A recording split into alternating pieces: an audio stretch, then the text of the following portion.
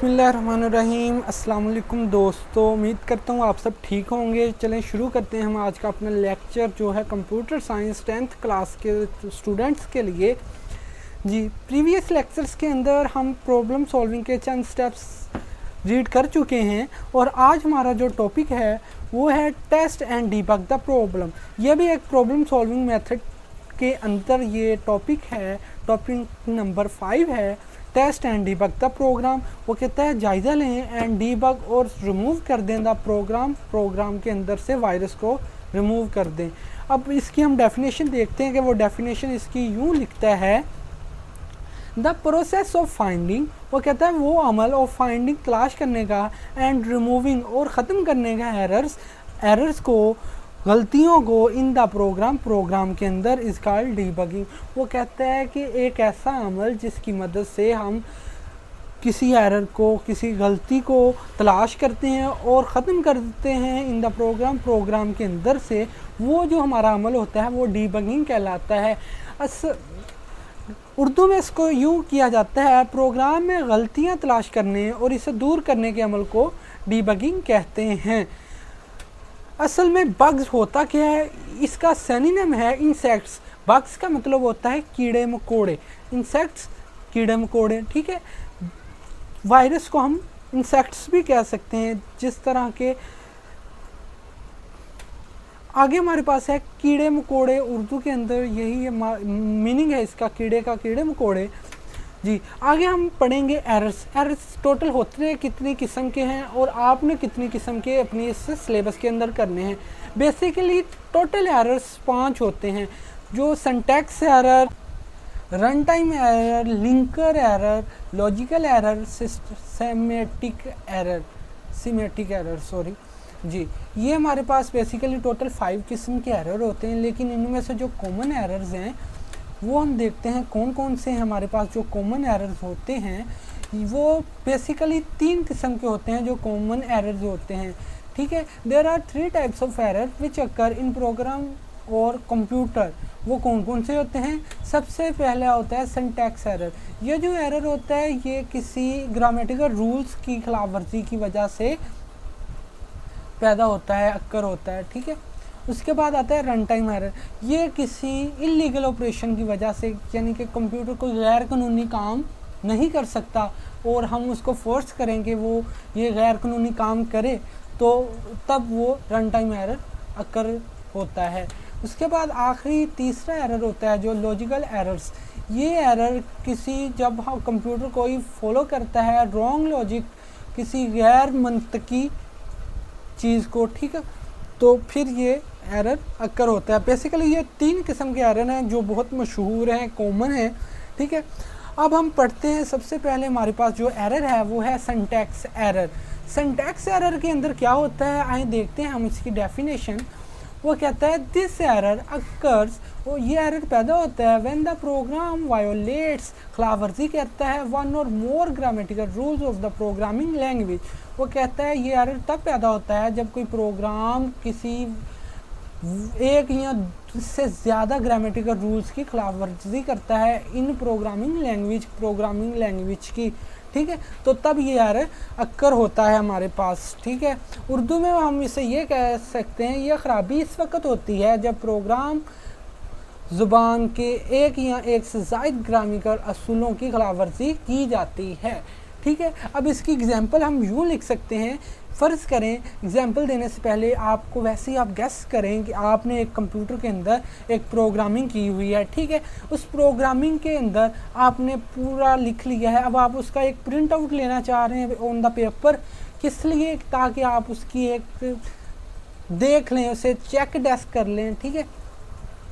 अब आप प्रिंट लिखने की बजाय आप लिख देते हैं प्रिंट कोई कमांड नहीं है, तो तब आप जब प्रिंट लिखकर इंटर करेंगे साथ ही सिंटैक्स एरर अक्कर हो जाएगा, क्योंकि प्रिंट एक ग्रामेटिकल एरर है, क्योंकि आपने प्रिंट के अंदर आर नहीं डाला।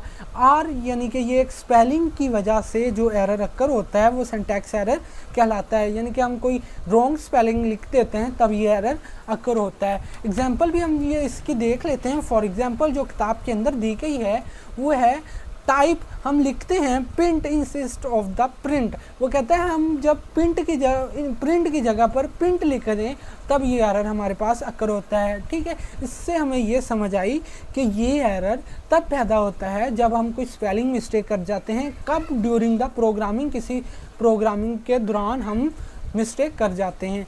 इसके बाद हमारे पास जो अगला एरर आता है वो रन टाइम एरर है।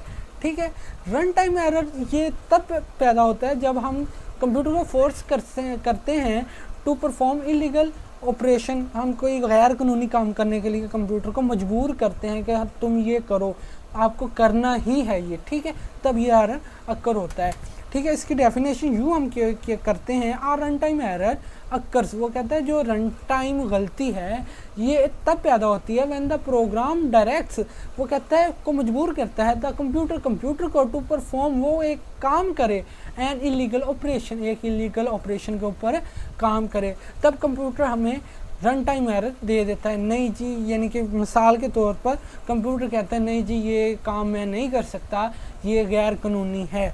ठीक है, फॉर एग्जाम्पल में हम देखते हैं ये कौन सा काम है जो कंप्यूटर नहीं कर सकता। हम तो सोचते हैं, हमें पता है कि कंप्यूटर हर काम कर सकता है, मल्टीपल कर सकता है, डिवाइड कर सकता है, सब कर सकता है, लेकिन एक काम नहीं कर सकता।